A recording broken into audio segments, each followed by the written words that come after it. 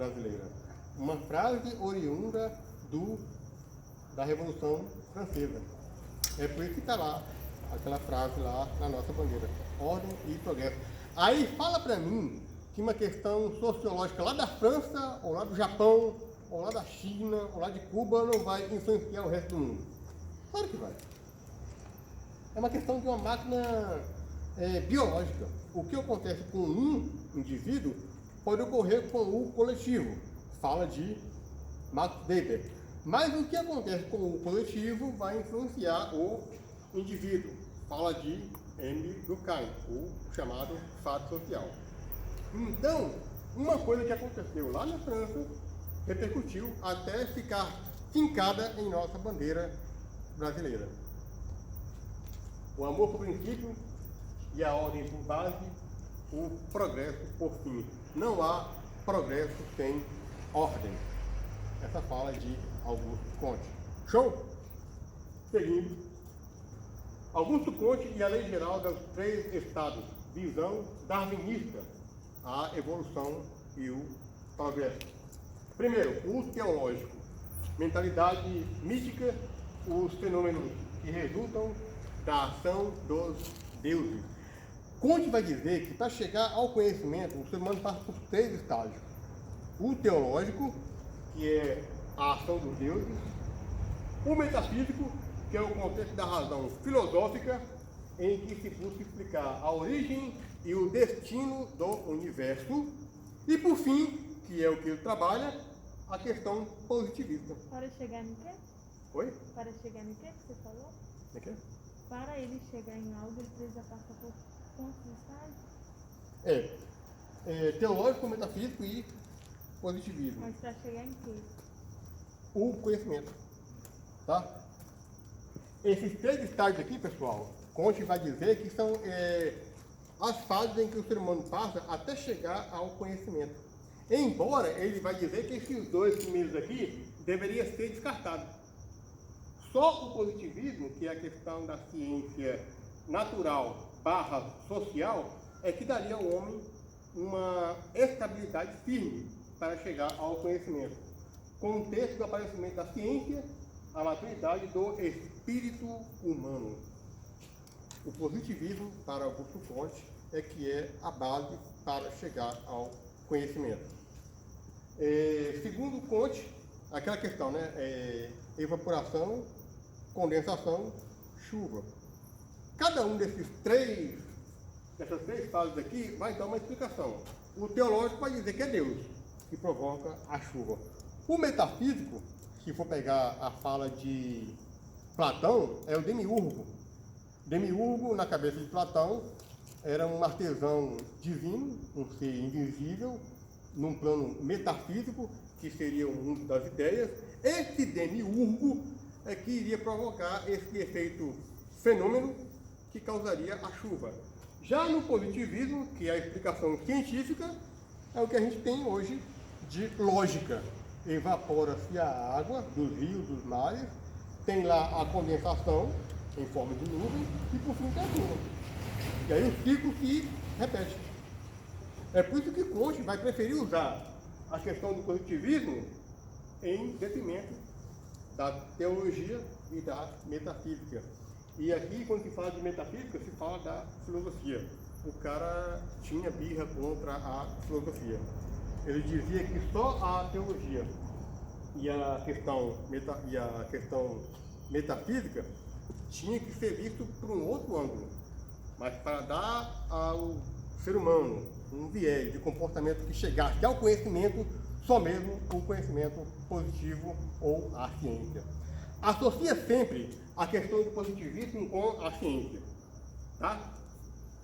Era com base nisso aí que ele tinha a sua ideia.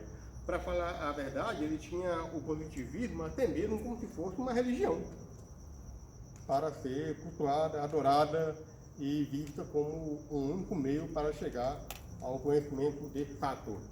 Lembrando aquilo que eu falei, de fato a igreja tem o seu papel, mas o Estado tem a sua forma de pensar e trabalhar, que é bem diferente da religião.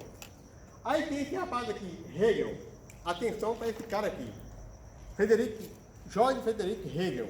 É esse cara que vai ter algumas ideias onde Karl Marx e Friedrich Engels que vão usar para escrever o livro O Capital, que vai dar origem ao comunismo, que depois vai dar origem ao socialismo atual. Friedrich Hegel, Georg Hegel, é que vai dar essas ideias aí. Do Estado surge o indivíduo. Na cabeça dele você tem CPF, identidade, endereço, água, luz, por causa do Estado. Você só existe enquanto ser, enquanto indivíduo, por causa do Estado. Senão, o seu nome seria ser indigente. Não tem origem, não tem identidade, não tem pai, não tem mãe. Então, o Estado é que faz você ser isso que você é hoje. Nome do cara, Georg Friedrich Hegel, filósofo alemão. O ser humano é um ser social e só encontra seu sentido no Estado. O Estado aqui é a máquina estatal, tá? É básico.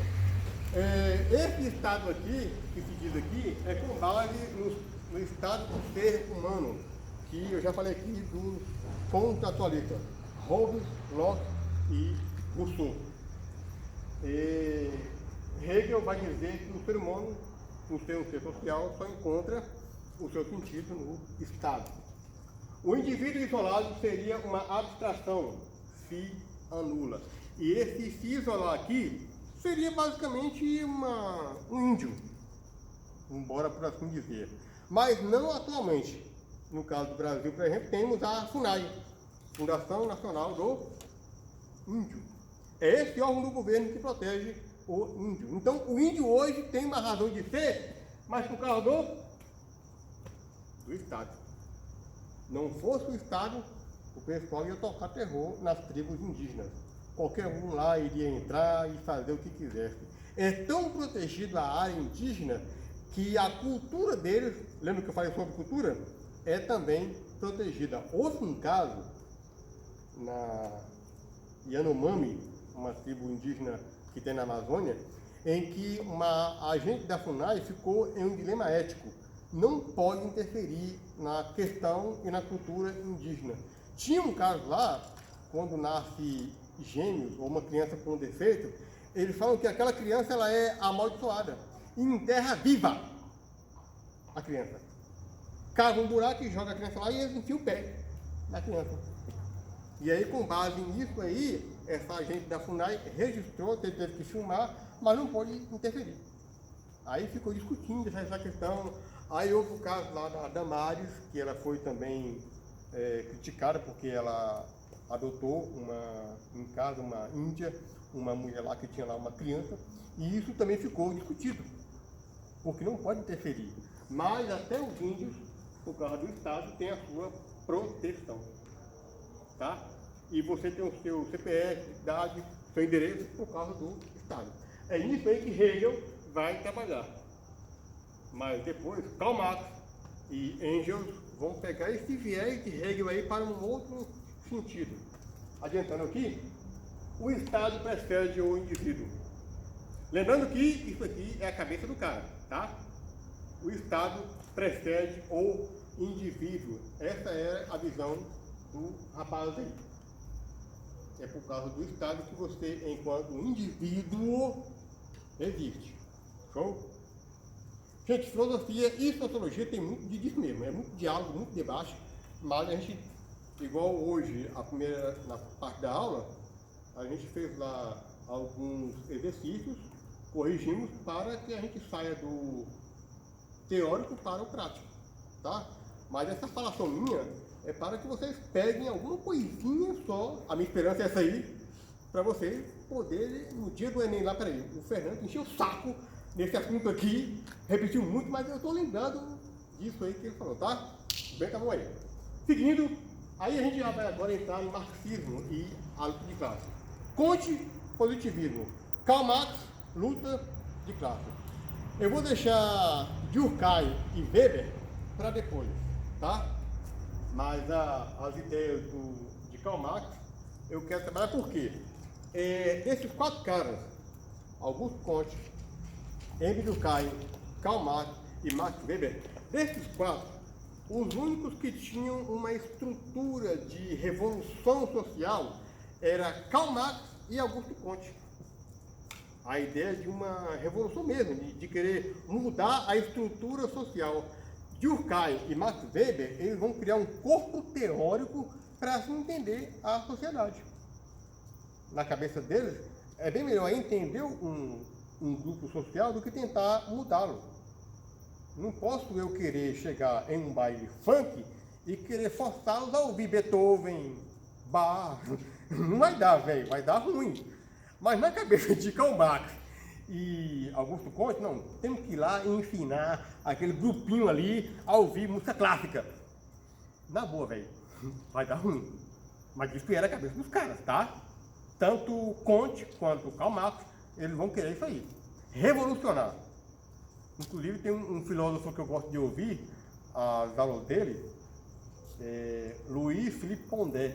Ele fala o seguinte: o comunismo queria uma bomba atômica e soltar em um shopping center. Já o socialismo, eles querem um shopping para chamar de seu. Mudou a forma de pensar. O curioso é que o mesmo sistema que queria mudar o comportamento social aderiu a ele, só que agora de uma forma mais compreensiva. Ou seja, e aí fica uma reflexão para vocês. O que é melhor? Querer mudar o comportamento do outro ou compreender? A resposta é óbvia, né? De repente você está lá lendo um livro, assistindo um filme, ouvindo uma música, usando uma roupa que porque é do seu gosto, você também não vai querer que as pessoas interfiram na sua forma de viver. Então, por tabela ética, é bem melhor compreender do que tentar mudar. Até porque seria hipocrisia. Se eu não consigo mudar o meu comportamento, eu vou querer mudar o do outro. Pega mal, né? Então, as ideias de Comte e Marx seria uma ideia revolucionária. Bota isso na sua cabeça. Luta de classes, Karl Marx, juntamente com a questão de revolução. Mudar o comportamento de um grupo específico.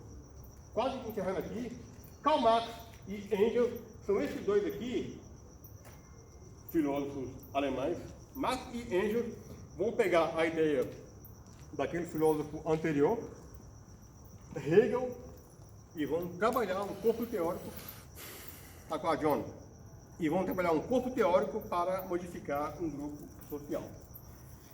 A sociedade era sem classes e sem Estado. Esses caras trabalham essa ideia aí, de que a sociedade não tinha classe e não tinha Estado. Quando isso aí não ocorria, era tudo comum.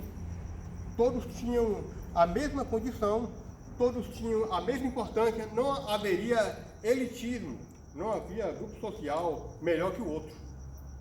Mas aí depois, olha só, o Estado teria surgido de um grupo reduzido, seleto, separado, classista, de pessoas que detinham o poder, isto é, poder para impor normas e organização à vida coletiva.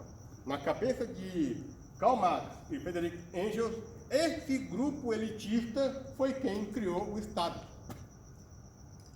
Aí, se você lembrar dos filósofos contratualistas, você vai dizer que não foi bem assim. Bora voltar à questão dos caras? Thomas Hobbes vai dizer que o homem é louco para o homem. O estado humano é um estado selvagem, violento. Tem que haver o Estado para inibi-lo. É ele que vai escrever um livro chamado O Leviatã. O Leviatã, um monstro que vai dar ao homem a ideia de que se você fizer algo, o Estado vai te prender, vai te punir. Aí John Locke vai dizer que o ser humano nasce neutro, não é bom e nem ruim, mas tem que haver o Estado, por causa da propriedade privada. Se eu falo que isso aqui é meu, tem que ter o Estado para proteger isso aqui. É meu controle. O Estado vai dizer, não, esse controle pertence ao Fernando. Aí, por fim, temos já Jean-Jacques Rousseau, que vai dizer que o ser humano nasce bom, a sociedade é que o corrompe. Se alguém abrir a boca e falar que a sua propriedade privada é dele, tem que haver alguém para proteger essa sua propriedade. Tem que haver o Estado. Então, se na cabeça de Comte, na cabeça de Marx e Engels, esse grupo seleto foi quem criou o Estado, aí dá uma complicada nos filósofos contratualistas. Porque na cabeça desses dois rapazinhos aqui, foi um grupo elitista, foi quem criou o Estado. Veja bem, ideologia deles, tá? Foi por isso que eu falei que esqueça sua ideologia política quando for fazer qualquer questão do Enem. Para não complicar. Burguesia versus proletariado. Isso aqui é clássico, no que diz respeito às ideologias de Karl Marx. A burguesia versus o proletariado. Sempre a questão da luta de classes. Pessoal, eu vou encerrar aqui a aula de hoje. Vou preparar mais algumas questões para a gente trabalhar. Mas é como eu falei, eu trabalhei pela etapa, seria Comte, Durkheim, Marx e Weber.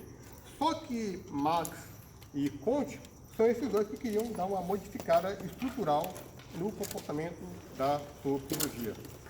Mas só Durkheim e Weber é que vão criar um corpo teórico para a compreensão do mesmo. Show! Obrigado pela paciência e até a próxima aula. Beijo! Amo vocês!